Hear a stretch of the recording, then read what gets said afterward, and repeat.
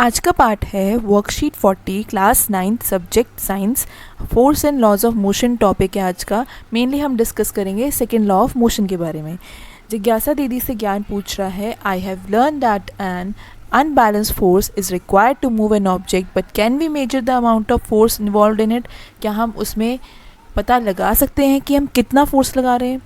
तो ज्ञान को आंसर किया जिज्ञासा दीदी ने कि in order to understand this, इसको समझने के लिए हमें पहले समझना पड़ेगा सेकेंड लॉ ऑफ मोशन के बारे में।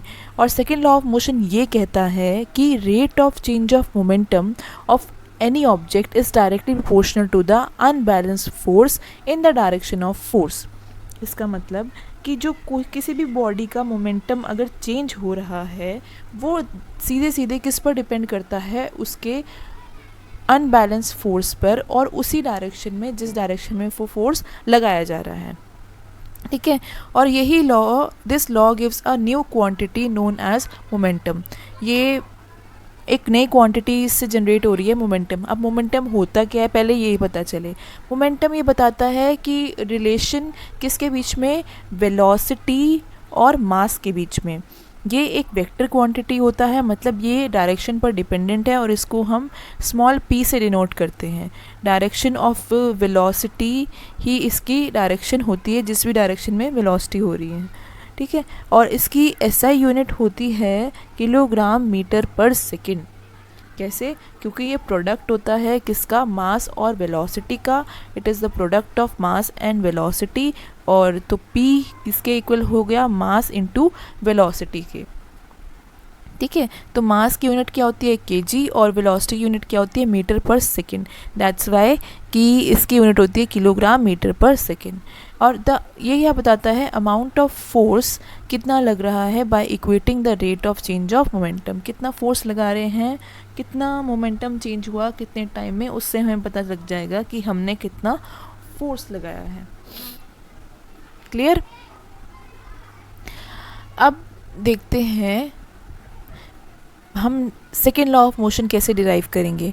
Consider an object of mass. पहले तो हम स्टेटमेंट बताते हैं। जब भी हम कोई डेरिवेशन करते हैं ना, बस ये ध्यान रखना है कि हमें स्टेटमेंट ज़रूर लिखनी है ताकि हमारी डेफिनेशन इनकम्प्लीट ना लगे। ठीक है, मास m है, ऑब्जेक्ट लिया है जिसका मास कितना है m है, वो एक स्ट्रेट लाइन में मूव कर रहा है जिसकी वेलोसिटी इनिशियल u है और फोर्स F लगाया हमने कितने टाइम तक, t टाइम तक, तो उसकी वेलोसिटी कितनी बढ़ गई, फाइनल v वेलोसिटी v तक। इनिशियल उसका मोमेंटम था P1 जो किसके बराबर है m इंटू यू के, और फाइनल उसका मोमेंटम है P2 जो किसके बराबर है m इंटू वी के। चेंज इन मोमेंटम क्या हो गया, P2 माइनस P1, तो mv माइनस mvu।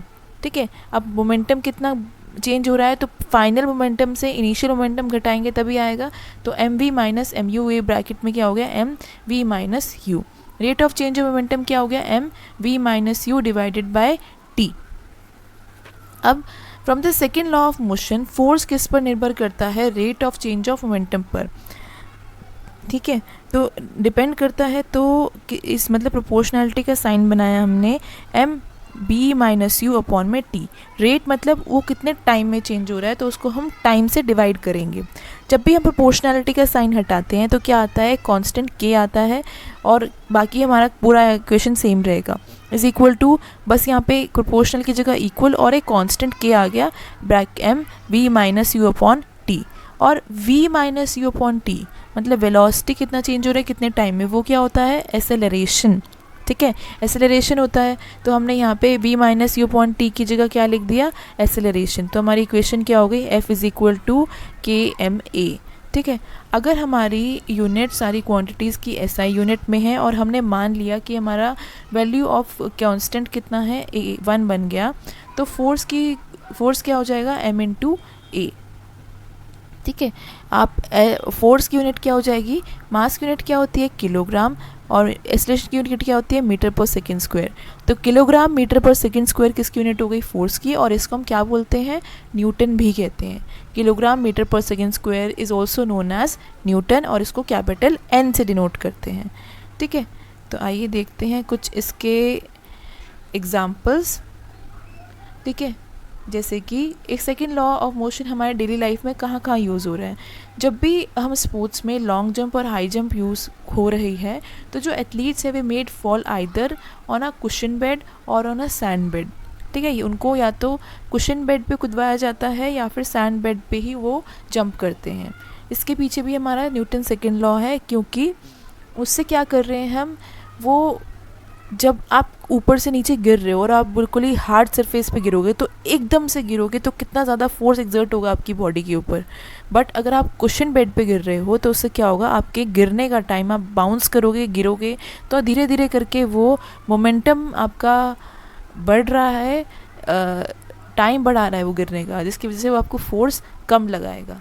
ठीक है, इसलिए आपको जब भी आप गिरते हो, एथलीट्स कोई गिरता है तो कुशन बेड पे गिरेगा तो उसको कम टाइम, ज़्यादा टाइम खींचने की वजह से, बाउंस होने की वजह से मोमेंटम धीरे कम, वो ज़्यादा टाइम लगा के कम होने की वजह से आपका फोर्स कम लगेगा। ठीक है, karate player breaks the slab of stone with a single blow. वो एक झटके में वो उसको तोड़ देता है। क्यों? क्योंकि वो टाइम कम ले रहा है और उसका मोमेंटम बहुत ज़्यादा है। ठीक है, बहुत ही फटाक से उसने तोड़ दिया, टाइम कम लिया। तो इस अगर फ्रैक्शन में बोलूँ मैं, टाइम मेरा कम है, मोमेंटम अगर मेरा ज़्यादा है, तो उस केस में क्या हो गया, मेरी चेंज इन मोमेंटम की वैल्यू ज़्यादा आएगी, जिसकी वजह से फोर्स भी क्या होगा, ज़्यादा होगा, और इसलिए वो ब्रेक हो जाएगा जो भी आपका स्लैब ऑफ द स्टोन था। ठीक है, fielder of the cricketer gradually pull his hand backward while catching the moving ball. जब वो कोई भी बॉल कैच करता है तो वो एकदम से आगे रोक करके कैच नहीं करता, वो बॉल को पीछे ले जा करके कैच करता है। ये बॉयज़ ज़्यादा जल्दी कैचअप कर पाएंगे, और गर्ल्स भी अगर आप ऑब्जर्व करोगे और आप क्रिकेट को फॉलो करते हो या जनरल किसी को भी कैच करते हुए देखो बॉल, नहीं तो आप वीडियो चलाना और किसी को बॉल कैच करते हुए देखना, तो उसमें क्या होगा कि आप देखोगे कि वो अपने हाथ को पीछे लेके आता है जब भी वो बॉल कैच करता है। तो ऐसा क्यों करता है वो? क्योंकि पीछे लेके आने में से वो टाइम बढ़ा रहा है उसकी वेलोसिटी को कम करने में, तो मोमेंटम भी कम हो रहा है। टाइम बढ़ा, मोमेंटम का कम होने का, तो फोर्स कम लगेगा, जिसकी वजह से उसके हाथ पर फोर्स बॉल का कम लगेगा और उसको बॉल इतनी ज़्यादा हिट नहीं करेगी। ठीक है, इसलिए वो पीछे लेके जाता है, टाइम बढ़ाएगा, rate of change of momentum को क्या करेगा, वो कम करेगा, जिसकी वजह से फोर्स कम लगेगा। ठीक है, bullet harms only when it is fired from a gun. जो गोली है जब वो तभी हार्म करती है अगर उसको गन से हम फायर करेंगे। मतलब अगर हम उसको गन से फायर कर रहे हैं तो वो एकदम से जाके लगेगी। ठीक है, मोमेंटम बहुत चेंज हो गया। तो अब क्या हो रहा है कि उसमें वो बुलेट को अगर ऐसे कोई स्पेसिफिक टाइम तो दिया नहीं, भाई आराम से जाना, टाइम तो वो कम लेगी। ठीक है, बड़ी जल्दी अगर कोई एकदम से हिट करता है वो अंदर तक आपके, छोटी सी बुलेट अगर आप जनरली उसकी नॉर्मल बिना बुलेट गन से फायर नहीं करते, ऐसे ही नॉर्मली फेंक देते हो, तो क्या होगा, उसको टाइम लगेगा उस ऑब्जेक्ट तक जाने में। ठीक है, अगर वही चीज़ हम गन से फेंकें, गन से वो फायर की जा रही है, तो उसकी जो वेलोसिटी है वो इतनी ज़्यादा होगी और टाइम इतना कम होगा, जिसकी वजह से उसका rate of change of momentum ज़्यादा होगा, और सीधे सीधे क्या ज़्यादा हो जाएगा, फोर्स ज़्यादा हो जाएगा। जब भी हमारा rate of change of momentum ज़्यादा होगा तो फोर्स ज़्यादा हो जाएगा, इसलिए वो हमें हार्म करेगी। ठीक है, तो चलिए एग्जांपल देखते हैं। एक फोर्स है जो एक्ट कर रहा है किसी ऑब्जेक्ट के ऊपर जिसका मास 5 kg है 2 सेकेंड्स तक, और इंक्रीज़ कर दी उसने वेलोसिटी उसकी इतने मीटर सेकंड से इतने मीटर सेकंड तक। तो फोर्स निकालना है कितना हुआ। अगर ये 5 सेकंड तक ऐसे ही फोर्स अप्लाई किया जा रहा है आगे, तब फाइनल वेलोसिटी कितनी होगी। देखिए क्वेश्चन में जो चीज़ गिवन है, पहले मास कितना है, एम कितना है 5 kg, टाइम कितना है पहले केस में 2 सेकेंड्स, इनिशियल वेलोसिटी कितनी हो गई इसकी, पहले थी 3 metre per second, final velocity 7 metre per second. तो ये सारी हमने पहले जो मैं क्वांटिटीज़ गिवन थी वो हमने लिख ली। फिर उसके बाद हमने पुट करा अपना formula F is equal to m b minus u upon t. तो m की वैल्यू, v की वैल्यू, u की वैल्यू और t की वैल्यू पुट कर दी, सॉल्व किया, आंसर आ गया हमारा फोर्स 10 न्यूटन। क्लियर। इसके बाद वो सेकेंड क्वेश्चन में क्या कह रहा है, अगर वो टाइम कितना हो जाए, 5 सेकेंड हो जाए, पहले कितना था 2 सेकेंड, अब हो जाए 5 सेकेंड, तो क्या होगा, t is equal to 5, f is equal to m v minus u point t. तो इसमें हमारा फोर्स तो वही रहेगा, बट हमें निकालना क्या है, फाइनल वेलोसिटी निकालनी है। तो उस फॉर्मूले को हमने लेफ़्ट राइट करके इस फॉर्म में लिख दिया है। टी पहले डिवाइड हो रहा था, देखिए इस वाले फॉर्मूले को यहाँ पे टी डिवाइड हो रहा था, टी इधर जाके मल्टीप्लाई हो गया तो हो गया f t is equal to m v minus u. ठीक है, एम जाके यहाँ पर डिवाइड हो जाएगा तो F T upon M is equal to V minus U. अब F T upon M V, U उधर जाएगा तो प्लस हो जाएगा, plus U is equal to V, वही चीज़ हो रही है इधर। वी क्या हो गया, f T upon m plus u, f की वैल्यू 10, टी की वैल्यू 5 लेनी है अब, अपॉन में एम मास कितना है 5 kg है, प्लस यू कितना है 3। इसको सॉल्व किया है हमारा 13 मीटर पर सेकेंड हमारी वेलोसिटी आ गई फाइनल सेकेंड क्वेश्चन के सेकेंड पार्ट के हिसाब से। क्लियर? इफ़ यू कोई डाउट हो तो प्लीज़ कमेंट सेक्शन में ज़रूर पूछिए और चेक योर सेल्फ क्वेश्चंस देखते हैं। मैथमेटिकल फॉर्म लिखनी है हमें किसकी, सेकेंड लॉ ऑफ मोशन को उसको डिराइव करना है। तो डेरिवेशन में ये पूरा पार्ट आएगा आपका। आप यहाँ से स्टार्ट करोगे, ये वाला जो बॉक्स है ये पूरा कंप्लीट बॉक्स आपको लिखना है इसमें, किसमें, फर्स्ट वाले क्वेश्चन में। अगर momentum, what is the momentum of the car parked at road side, car जब पार्क्ड है रोड साइड पर तो उसका मोमेंटम क्या होगा। मोमेंटम क्या होता है, मास इनटू वेलोसिटी। ठीक है, product of mass and velocity.